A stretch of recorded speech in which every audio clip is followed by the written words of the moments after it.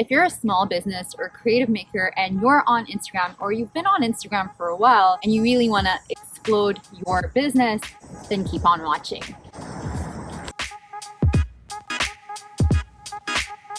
Okay, trying to get comfortable over here. What's up guys, I'm Nadine Daff, an artist turned into Instagram coach. I've handled many Instagram accounts throughout the years. I've managed things like a software company, a watch company, a temporary tattoo company, my own 2 business, the Henna Project and Nadine Daff. So believe me, I know a thing or two when it comes to managing Instagram accounts. So for any business to succeed, you actually only need 2 things. It's a pretty simple formula. All you need is a product or service that offers a solution. And the second thing is you need an audience that goes along with it. So identify exactly who your dream clientele is and how you can position your product or your service to fit in their desires or in their everyday life. And that's exactly how you need to be using Instagram in order to communicate that message. Now, let's jump into the good stuff. Instagram real estate is comprised of 3 things: your Instagram feed, your Instagram stories, and IGTV. And you want to make sure that when somebody instantly lands on your account, that all these real estate or all these little aspects are integrated with one another to communicate a single-handed message. I'm going to give you an example. So when I post on my Instagram feed, I want to make sure that I'm going to repost it to my Instagram stories, as you can see here. And that way I'm getting more eyeballs to the content and I'm driving more traffic to that post. But also another thing that I do is that I'm very selective with the kinds of stories that I share, because I want to make sure that I group it up into my Instagram story highlights, and then people can sort of dive into my old Instagram story highlights so they get more of an idea of who I am and the kind of business that I offer to people.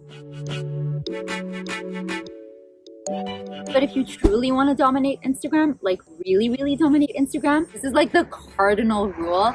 You need to become an awesome content creator. The higher the quality of the content that you're posting on Instagram, the higher quality of followers and hopefully customers that you are also going to attract. And I actually have a bunch of videos that you can check out on how you can become a better content creator, like how to create an Instagram theme in 4 easy ways, and how you can use your phone to become an awesome photographer and post amazing photos on your Instagram feed. Becoming a good content creator on Instagram actually takes a lot of time and a lot of practice. So you can actually use Instagram as a resource by training your eye to become a better content creator yourself. For instance, I follow a bunch of other Instagram coaches so that I can become a better coach myself. I also detect the kind of content that they're putting out there and seeing what is ranking up good engagement, but I'll also make sure that I follow photographers so that I can become a better photographer myself. I'll follow video makers, so again, I can become a better video maker myself. And just to put it in there, I'll also make sure that I follow business entrepreneur influencers who are giving advice on how to manage your business, how to manage your finances, how to manage your money, accounting, and all those things. Because trust me, Instagram can be insanely educational if you just know where to look, rather than just following any accounts and mindlessly scrolling. Use Instagram to consume content that's going to make you a better content creator yourself and even a better business person as well. And since you're already using Instagram as a resource to educate yourself, and guess what? You've got to become a resource yourself. It's actually kind of rings a bell. Did I mention this before? Wait, let's pause for a second and rewind to one of my old videos. So how do you become a resource? Again, it all really comes back to knowing who your audience is. Once you figure that out, you're going to be able to come up with a list of their problems, so to say, or little annoyances that they feel throughout their day, and then you position yourself as the solution to these problems or little annoyances. I knew I mentioned it before. You can actually check that video in the link in the description or in the info cards up here. Damn it! One of the people who does this super well is Jamie Dana, hairstylist. And as soon as you land on her Instagram account, she is just a ball of valuable information. Through her captions, through her Insta story highlights, through her stories that she shares every single day. It's just value.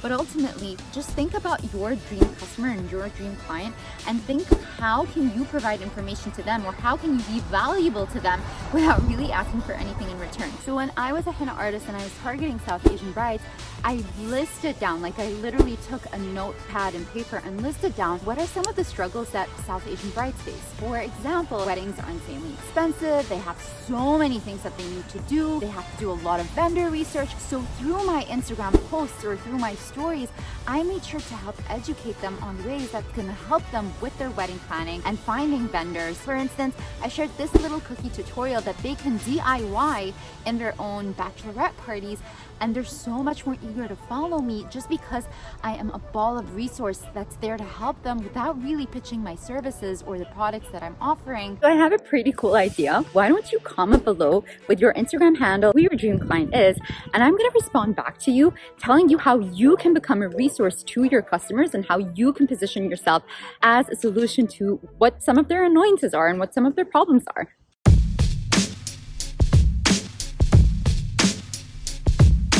Knowing how to write good copy is really going to help you in terms of your storytelling, and people really lean in when they hear a good story. That's why you have to be utilizing your captions by telling a story within them. And believe it or not, Instagram's character limit for your captions is about 2,200 characters. It is that long for a reason. Instagram knows what they're doing, because when you have a long form post and it's grabbing someone's attention, it's really slowing them down and is going to push you further out in the Instagram algorithm. But other than that, when you're becoming a good storyteller, you are creating some sort of image in your potential customer's imagination. That's how you become sort of like in their evoked set in order for people to be more encouraged and to be more invested in your product and service. When you check out this post right here, I share a little story of an interaction that I had with a client and what are some of the topics that we shared with one another, how did we bond with each other. So here's the caption that I wrote out for this post. Here's to one of my most heartfelt henna sessions. I actually stopped taking private appointments to focus all my energy into online education for artists. But when Sherry called me saying she wanted to gift her goddaughter, I just couldn't say no. We talked about Mary Poppins, jazz music, and the fact that little Liddy wants to be an actress when she grows up. Do you have a favorite client experience? Comment below. And the awesome thing is, when you're becoming a good copywriter, you are going to rank up your engagement. And Instagram loves it when your engagement is high because it means that people are loving your content, and therefore it's going to drive more of your stuff to even more people and to an even wider audience. And you're in luck, because if you want to know how to rank up your engagement even further, you can check this video right out here or click on the information cards to see how you can increase your engagement in a matter of no time. My next point is you want to get people off of Instagram and onto your page where your final sale is being made.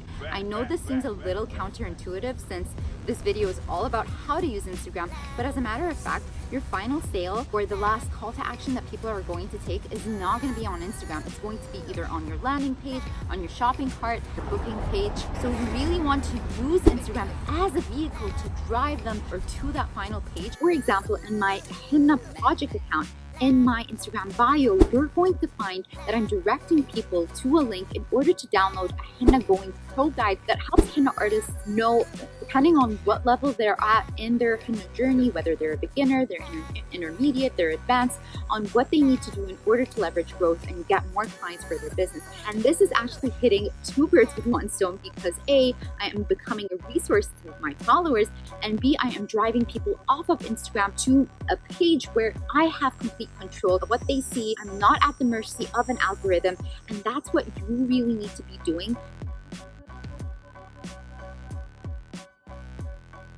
Know what you're thinking, but I'm not a mathematician. I hate looking at data. I hate looking at numbers. I get it. I'm the same way too. But trust me, when you analyze your statistics and you analyze your Instagram data, you're going to know how to become a better content creator yourself, because the more you understand your numbers, the more you're going to understand what kind of content is hitting home with people and hitting home with your followers, meaning that you are going to be able to double down on that kind of content in order to attract more clientele, more followers, and more customers. Through analyzing my numbers and my data, I actually was quite surprised. And when I had my Henna account and I started posting images of myself and images of me drawing on a client or things like that, I found that those kinds of images were performing the best. And for the longest time, I was very resistant in posting images of myself because I figured, well, I'm a henna artist and people are following my henna account because they want to see henna. But I was truly astounded. I would never have found out that little piece of information unless I've analyzed my numbers. Now, a lot of the times on Instagram, and I remember I used to get these comments all the time, is that, well, I'm gaining new followers, but I'm also losing followers every single day. Like, for example, I'd be gaining 5 followers and then losing 4 followers and then gaining another 10. What the hell is going on? I want you to hit the notification bell because next week I am going to dive into the tactics on how to avoid losing followers and how to actually gain followers and maintain your follower count in order to nurture your relationship with your followers to convert them into paying customers and clients. Also, don't forget to subscribe.